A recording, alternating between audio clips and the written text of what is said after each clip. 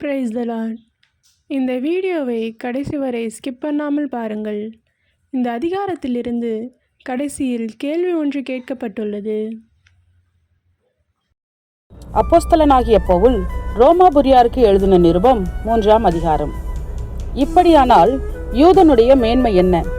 விருத்த சேதனத்தினாலே பிரயோஜனம் என்ன? அது எவ்விதத்திலும் மிகுதியாயிருக்கிறது.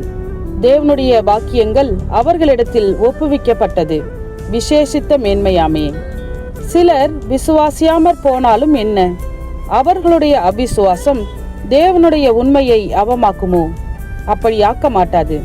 நீர் உம்முடைய வசனங்களில் நீதிபரராய் விளங்கவும் உம்முடைய நியாயம் விசாரிக்கப்படும் போது வெற்றியடையவும் இப்படி ஆயிற்று என்று எழுதியிருக்கிறபடி தேவனே சத்தியபரர் என்றும் எந்த மனுஷனும் பொய்யன் என்றும் சொல்வோமாக.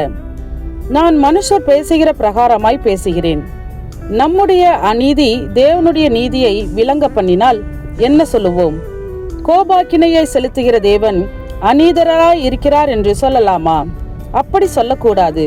சொல்லக்கூடுமானால் தேவன் உலகத்தை நியாயந்தீர்ப்பது எப்படி? அன்றியும் என் பொய்யினாலே தேவனுடைய சத்தியம் அவருக்கு மகிமை உண்டாக விளங்கினதுண்டானால் இனி நான் பாவி என்று தீர்க்கப்படுவானேன்? நன்மை வரும்படிக்கு தீமை செய்வோமாக என்றும் சொல்லலாம் அல்லவா?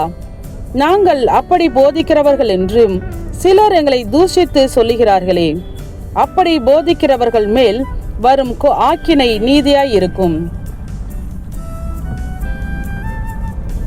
ஆனாலும் என்ன, அவர்களை பார்க்கிலும் நாங்கள் விசேஷித்தவர்களா? எவ்வளவேனும் விசேஷித்தவர்கள் அல்ல. யூதர் கிரேக்கர் யாவரும் பாவத்திற்குட்பட்டவர்கள் என்பதை முன்பு திருஷ்டாந்தப்படுத்தினோமே. அந்தபடியே நீதிமான் ஒருவனாகிலும் இல்லை, உணர்வுள்ளவன் இல்லை, தேவனை தேடுகிறவன் இல்லை. எல்லாரும் வழி தப்பி ஏகமாய் கெட்டு போனார்கள். நன்மை செய்கிறவன் இல்லை, ஒருவனாகிலும் இல்லை. அவர்கள் தொண்டை திறக்கப்பட்ட பிரேதக்குழி, தங்கள் நாவுகளால் வஞ்சனை செய்கிறார்கள். அவர்களுடைய உதடுகளின் கீழே பாம்பின் விஷம் இருக்கிறது. அவர்கள் வாய் சபிப்பினாலும் கசப்பினாலும் நிறைந்திருக்கிறது. அவர்கள் கால்கள் இரத்தம் சிந்துகிறதற்கு தீவிரிக்கிறது. நாசமும் நிர்பந்தமும் அவர்கள் வழிகளில் இருக்கிறது. சமாதான வழியை அவர்கள் அறியாதிருக்கிறார்கள். அவர்கள் கண்களுக்கு முன்பாக தெய்வ பயம் இல்லை என்று எழுதியிருக்கிறதே. மேலும் வாய்கள் யாவும் அடைக்கப்படும்படிக்கும் உலகத்தார் யாவரும் தேவனுடைய ஆக்கினை தீர்ப்புக்கு ஏதுவானவர்கள் ஆகும்படிக்கும் நியாயப்பிரமாணம் சொல்லுகிறது எல்லாம் நியாயப்பிரமாணத்துக்கு உட்பட்டிருக்கிறவர்களுக்கே சொல்லுகிறது என்று அறிந்திருக்கிறோம்.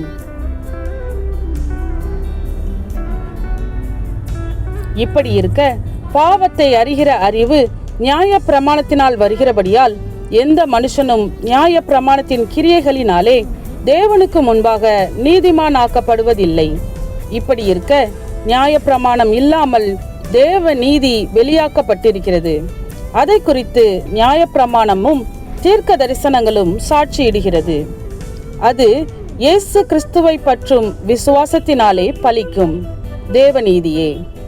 விசுவாசிக்கிற எவர்களுக்குள்ளும் எவர்கள் மேலும் அது பலிக்கும், வித்தியாசமே இல்லை. எல்லாரும் பாவம் செய்து தேவ மகிமையற்றவர்களாகி இலவசமாய் அவருடைய கிருபையினாலே கிறிஸ்து இயேசுவிலுள்ள மீட்பை கொண்டு நீதிமான்களாக்கப்படுகிறார்கள்.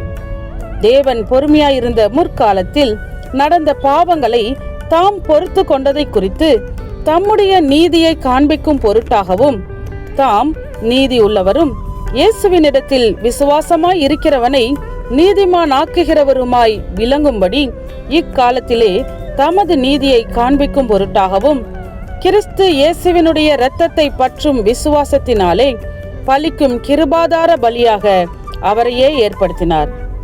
இப்படி இருக்க மேன்மை பாராட்டல் எங்கே? அது நீக்கப்பட்டதே. எந்த பிரமாணத்திலே? கிரியா பிரமாணத்தினாலேயா? அல்ல, விசுவாச பிரமாணத்தினாலேயே. ஆதலால் மனுஷன் நியாய பிரமாணத்தின் கிரியைகளில் இல்லாமல் விசுவாசத்தினாலேயே நீதிமானாக்கப்படுகிறான் என்று தீர்க்கிறோம். தேவன் யூதருக்கு மாத்திரமா தேவன்? புறஜாதிகளுக்கும் தேவன் அல்லவா? ஆம், புறஜாதிகளுக்கும் அவர் தேவன்தான். விருத்த சேதனம் உள்ளவர்களை விசுவாசத்தினாலும் விருத்த சேதனம் இல்லாதவர்களை விசுவாசத்தின் மூலமாயும் நீதிமான்களாக்குகிற தேவன் ஒருவரே. அப்படியானால் விசுவாசத்தினாலே நியாய பிரமாணத்தை அவமாக்குகிறோமோ? அப்படி அல்ல, நியாய பிரமாணத்தை நிலைநிறுத்துகிறோமே. ஆமென். இன்றைய கேள்வி: எதை அறிகிற அறிவு நியாய பிரமாணத்தினால் வருகிறது? உங்க பதிலை கமெண்ட் பண்ணுங்க. சத்தியத்தையும் அறிவீர்கள், சத்தியம் உங்களை விடுதலையாக்கும். இந்த வசனத்தின்படி அநேகர் சத்தியத்தை அறிந்து விடுதலையாக்கப்பட இந்த சேனலை லைக் செய்யுங்கள், அநேகருக்கு ஷேர் பண்ணுங்கள். ஜீவ வார்த்தையை தினமும் கேட்க சப்ஸ்கிரைப் செய்யுங்கள்.